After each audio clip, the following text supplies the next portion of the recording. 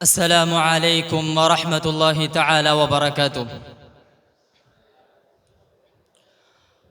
الحمد لله الذي أكرمنا بشريعة حكيمة لا ينقضي منها العجاب، ووضع بكل معنوية أحكام التحريم والإيجاب، والصلاة والسلام على نبينا محمد الذي حظيت رسالته عند العقلاء بوافر الإعجاب، والذي شدد على ضرورة الحجاب، وعلى آله وصحبه وكل من جاز الأقطار في نشر الإسلام وجاب. أما بعد. വിവേകം കൊണ്ടും വിവേചന ബുദ്ധി കൊണ്ടും വ്യത്യസ്ത സൃഷ്ടിപ്പുകളായി പടക്കപ്പെട്ട മനുഷ്യ സഞ്ചയത്തിന് മുന്നിൽ അജ്ഞയുടെ തമസ് തീർക്കുന്ന ഭീതിയുടെ വഴികളെ വെളിച്ചവും തെളിച്ചവുമുള്ളതാക്കി പരിവർത്തിപ്പിക്കുന്നതിന് സൃഷ്ടികർത്താവായ നാഥൻ സംവിധാനിച്ച സർവകാല പ്രസക്തിയുള്ള പ്രായോഗിക പ്രമേയമാണ് പരിശുദ്ധ ഇസ്ലാം. അനുദിനം അനേകായിരം മനുഷ്യർ അവിശ്വാസത്തിന്റെ ഇടുക്കമുള്ള ഇടങ്ങളിൽ നിന്ന് വിശ്വാസത്തിന്റെ വിശാലതയിലേക്ക് തിരിഞ്ഞു നടക്കുന്നത് നിയമം നിഷ്കർഷിക്കുന്ന പാതയത്തിലൂടെ നടന്നു നീങ്ങുന്ന ഒരു സമൂഹത്തിന്റെ സമാധാനവും സന്തോഷവുമുള്ള ജീവിതയാത്രയെ കണ്ടുകൊണ്ടാണ്. ആദ്യകാലം മുതൽ ഇന്ന് വരെയും തനിമ നഷ്ടപ്പെടാതെ ലോകത്തെ വിസ്മയിപ്പിക്കുന്ന ഇസ്ലാമിൻ്റെ ആശയങ്ങളെ ഫലമുള്ള മാവിൽ മാങ്ങ ഉന്നം വെച്ചെറിയുന്ന കുരുന്നുകളെ പോലെ പുറമേ നിന്ന് കല്ലെറിയാനും കരിവാരിത്തേക്കാനും തുനിഞ്ഞിറങ്ങുന്നവരുണ്ട് എന്നതൊരു സ്വാഭാവികതയാണ്.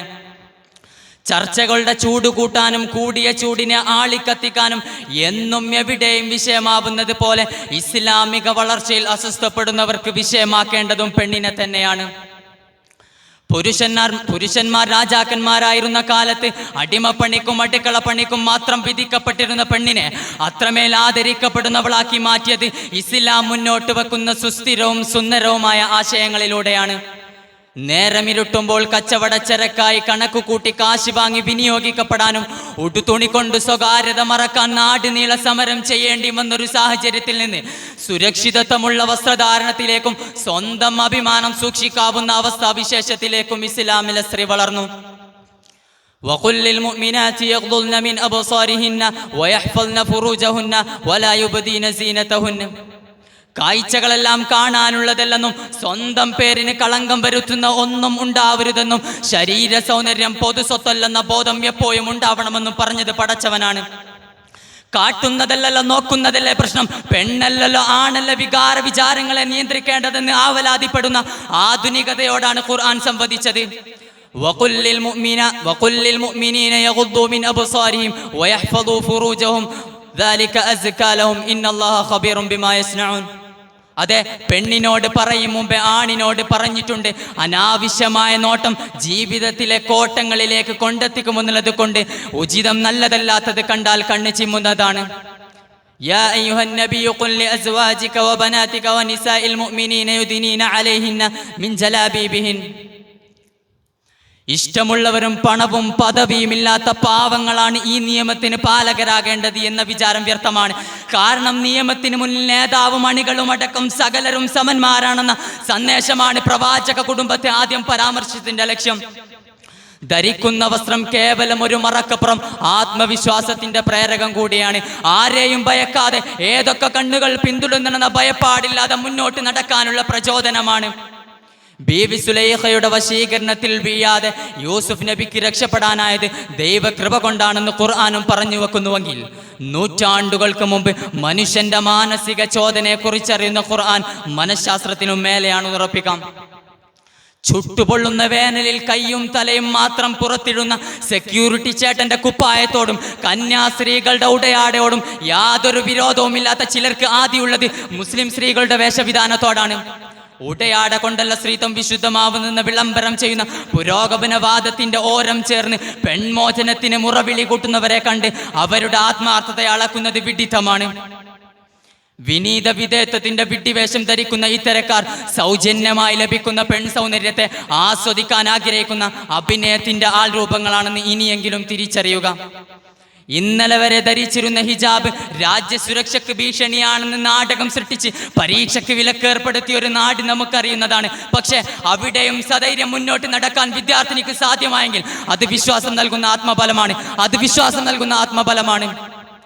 ആവശ്യമായ ഇടങ്ങളിലെല്ലാം ശരീരം ഒന്നായി മറച്ച് മാത്രം പണിയെടുക്കുന്നവരായി ആശുപത്രിയിലെ നഴ്സുമാരുണ്ട്, ഭക്ഷണം പാകം ചെയ്യുന്ന ഫാക്ടറികളിലെ ജീവനക്കാരുണ്ട്.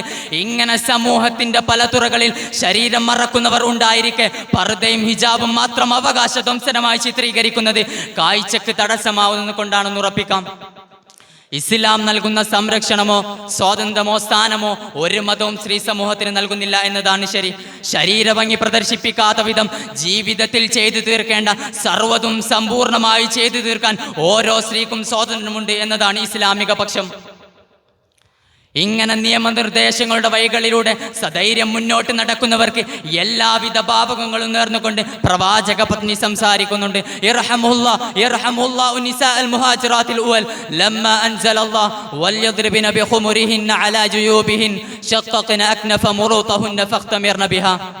ഇല്ലായ്മയുടെ വല്ലായ്മയിലും മതം നൽകുന്ന സംരക്ഷണം പൂർണ്ണമായി സ്വീകരിച്ച് കർമ്മവീതിയിൽ സജ്ജരായ ശ്രീരത്നങ്ങൾക്ക് എല്ലാവിധ അനുഗ്രഹങ്ങളും ഉണ്ടാവട്ടെ.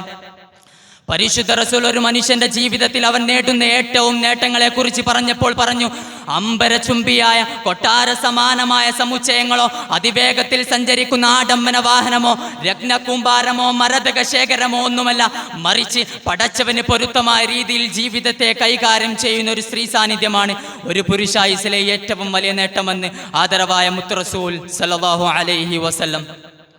ആകയാൽ അഴിഞ്ഞാട്ടങ്ങളും ആഭാസങ്ങളും അധികരിച്ചിരിക്കുന്ന കാലത്ത് ഖുർആൻ പറഞ്ഞതുപോലെ വലാ തബറജ്ന തബറുജൽ ജാഹിലിയ്യത്തിൽ ഊല, പരിധികൾ ഭേദിക്കാതെ അനർത്ഥങ്ങൾക്ക് വഴിവെക്കാതെ മാന്യതയുടെ വേഷം ധരിച്ച് എത്തിപ്പിടിക്കാവുന്ന സകല നേട്ടങ്ങളും നേടി വിജയതീരമണയാൻ സ്ത്രീകൾക്ക് സാധ്യമാവട്ടെ എന്ന് പറഞ്ഞുകൊണ്ട് എൻ്റെ വാക്കുകൾ ഞാൻ അവസാനിപ്പിക്കുന്നു. അൽഹംദുലില്ലാഹി അവ്വലൻ വആഖിറ ദഅ്വാനാ അൽഹംദുലില്ലാഹി റബ്ബിൽ ആലമീൻ. വസ്സലാമു അലൈക്കും വറഹ്മത്തുള്ളാഹി.